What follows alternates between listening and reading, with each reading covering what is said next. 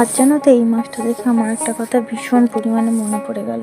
আমি যখন এই মাছটা প্রথম খেয়েছিলাম সেটা হচ্ছে আমার কাকিমার হাতে রান্না। আর আজকে সেই রেসিপিটাই তোমাদের সঙ্গে শেয়ার করবো। তো চলো রান্না করতে করতে তোমাদের সঙ্গে গল্পটাও শেয়ার করা যাক। আমি যখন ঠাম্মি আমার ভর্তি ছিল, হসপিটালে ছিল, তো আমি সেখানে ছিলাম একদিন সারাদিন। তো ছোটো কাকিমা আমার জন্য রান্না করে পাঠিয়েছিল।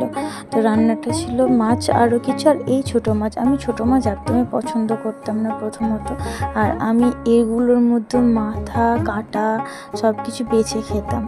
তো যখন কাকিমা এই রান্নাটা করে আমাকে পাঠিয়েছিল, ভাত দিয়ে প্রথম যখন খেলাম, ফেলতে পারবো না, তো তখন খুব টেস্টি লেগেছিলো। আর ঝাল ঝাল কড়া করে একদম সুন্দর সর্ষে বাটা দিয়ে করেছিল। তো কাকিমাকে জিজ্ঞেস করলাম, তুমি যে মাছগুলো করেছিলে এগুলো কী মাছ, আর তোমাকে আমাকে রেসিপিটা বলতে হবে। তো সেই দিন কাকিমার কাছ থেকে রেসিপিটা জানার পরে যখন এই মাছ সুযোগ পাই বাড়িতে নিয়ে আসি, তখনই রান্নাটা করি। রান্নাটার মধ্যে আরও কিচ্ছু দেওয়ার থাকে না, থাকে শুধু কোচানো পেঁয়াজ আর জিরে বাটা, সর্ষে বাটা। জিরে বাটা তো নাও তোমরা দিতে পারো, সর্ষে বাটাটা মাস্ট লাগবে, টমেটো, লঙ্কা, আর কি বলে তোমাদের মতো দিতে পারো। আমি তো এই জিনিসগুলো দিয়েই করেছিলাম। আর বাড়িতে যখন এবারে প্রথম আমি রান্নাটা করলাম, এতদিন না আমার মা আমার হাতে খেতো না ঠিকঠাক মতো, মানে এই রান্নাটা আমি যতবার করেছি ততবারই হচ্ছে মা খেতো না।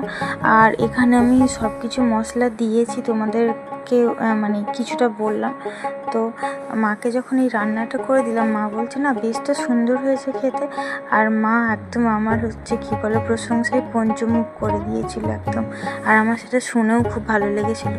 বাড়িতে তোমরাও ট্রাই করতে পারো সব রকম। তো ওই গঙ্গার মুরালা মাছ যেটা বলে সেটা আমি জানতামও না। আর আজকে হয়তো মনটা একটু না ভালো থাকার জন্য না ভুলভাল কথা বলছি, কারণ এত প্রেশার পড়েছে রান্না যে আজকাল মাকে বাদ দিয়ে আমাকেই রান্নাটা করতে হচ্ছে। মায়ের জন্য এটা ওপেনিং করা হয়েছিল যে মা তোমার মন ভালো করার জন্য তুমি করো, কিন্তু মা এখন বলে তুই রান্না কর, সেটাই আমার কাছে ভালো। আর আমি সেটাই হচ্ছে জানতে চাইবো যে তুই রান্না করে তোর রান্নাগুলো সবাই পছন্দ করছে নাকি।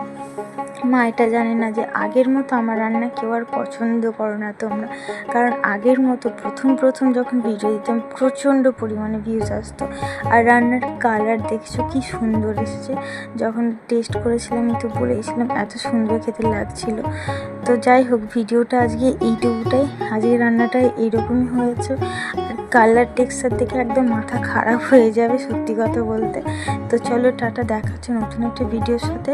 সবাই ভালো থাকবে, সুস্থ থাকবে। আর হ্যাঁ, ভিডিওটা যদি অবশ্যই ভালো লেগে থাকে তাহলে লাইক, কমেন্ট, শেয়ার, ফলো করে দিও। আর যেটা দেখছি ইউটিউবের ক্ষেত্রে